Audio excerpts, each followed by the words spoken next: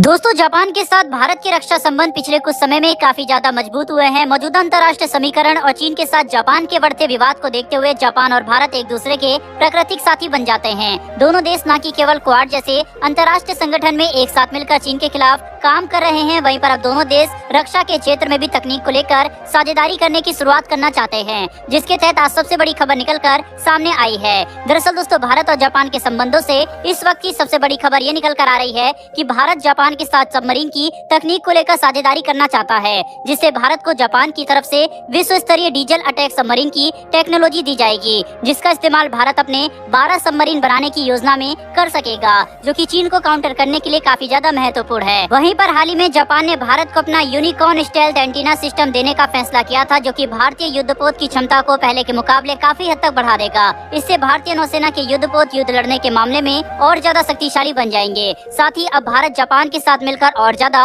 महत्वपूर्ण naval technology के क्षेत्र में काम करना चाहता है, जिसके तहत जापान भी अब काफी ज्यादा इंटरेस्ट लेता हुआ नजर आ रहा है। हाल ही में जापान ने अपने कानूनों में बदलाव करते हुए भारत को यूनिकॉर्न स्टेल्थ एंटीना सिस्टम की सील को अप्रूव किया और अब जापान विश्व स्तरीय रक्षा तकनीक के निर्यात पर भी विचार कर रहा है। और ये बात काफी हद तक संभव है कि आने वाले केवल कुछ ही समय में जापान सेंसिटिव सैन्य तकनीक का निर्यात और जॉइंट डेवलपमेंट भी अप्रूव कर देगा, जिससे भारत को काफी ज्यादा फायदा होने वाला है। पिछले कई सालों से जापान रक्षा के क्षेत्र में काम तो कर रहा है, लेकिन तकनीकों के निर्यात में जापान ने कभी भी कोई खास रुचि नहीं ली है। लेकिन अब जिस तरह से चीन का खतरा और आक्रामक रवैया जापान के प्रति बढ़ता जा रहा है, साथ ही रूस के साथ भी जापान का विवाद है। वहीं पर नॉर्थ कोरिया भी अपने गैर जिम्मेदार परमाणु हथियार और मिसाइलों का परीक्षण जब देखो तब करता रहता है। ऐसे में जापान के लिए खुद को धमकाया हुआ महसूस करना काफी आम बात है, जिसके तहत अब जापान बड़े कदम उठा सकता है, जिसमें सबसे पहला कदम तो यही होगा कि जापान अपने कानूनों में बदलाव करके रक्षा तकनीकों का निर्यात और जॉइंट डेवलपमेंट जैसी चीजों को अप्रूव कर देगा, जिससे कि जापान को भारत और विश्व के कई ऐसे देशों का साथ मिल सकेगा जो कि चीन के विरोधी हैं, ताकि ये सभी देश एक साथ मिलकर विश्व स्तरीय और एडवांस हथियारों का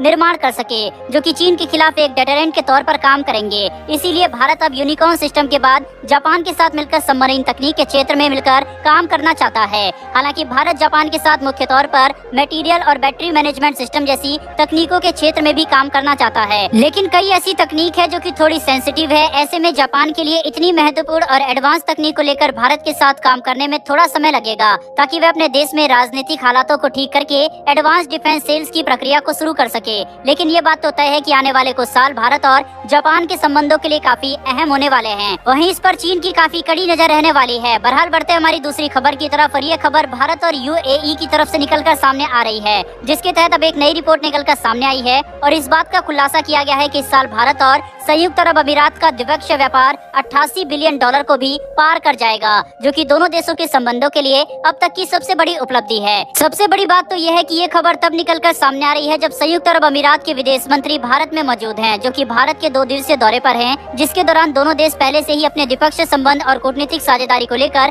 काफी महत्वपूर्ण बातचीत कर रहे हैं, ताकि आने वाले समय में भारत और यूएई के संबंधों को और ज्यादा मजबूत किया जा सके। वहीं पर भारत और यूएई के संबंध पिछले कुछ समय में काफी ज्यादा मजबूत हुए हैं, जिसमें ये 88 अरब डॉलर का ट्रेड लेवल और ज्यादा मजबूती लाएगा, क्योंकि व्यापार से ही किसी देश के संबंध मजबूत बनते हैं और भारत के साथ यूएई का व्यापार लगातार बढ़ते जा रहा है। इसीलिए दोनों देश एक दूसरे की जरूरत को अच्छे से समझते हैं। साथ ही भारत और यूएई के बीच में एक फ्री ट्रेड एग्रीमेंट भी मौजूद है, जिसने इस व्यापार के आंकड़े को हासिल करने में काफी महत्वपूर्ण भूमिका निभाई है। वहीं इतना ही नहीं, बल्कि इस खबर से हम सभी को इस बात का भी पता चलता है कि फ्री ट्रेड एग्रीमेंट 2 देशों के व्यापार को किस हद तक बढ़ा सकता है। ऐसे में अगर भारत अमेरिका, यूरोपियन यूनियन या फिर रूस के साथ फ्री ट्रेड एग्रीमेंट साइन कर लेता है, तो आप अंदाजा लगा सकते हैं कि भारत का व्यापार इन सभी देशों के साथ कितनी ज्यादा तेजी से आगे बढ़ेगा, जो कि भारतीय अर्थव्यवस्था के लिए काफी अच्छा हो सकता है। बहरहाल दोस्तों, इस वीडियो में इतना ही, लेकिन भारत और जापान की दोस्ती के लिए कमेंट बॉक्स में एक जय हिंद जरूर लिखिएगा। साथ ही हमारी आने वाली डिफेंस और वर्ल्ड अफेयर से जुड़ी ऐसी वीडियो के लिए चैनल को सब्सक्राइब कर बेल नोटिफिकेशन अवश्य दबा लें। फिर मिलेंगे ऐसी एक नई वीडियो के साथ। धन्यवाद।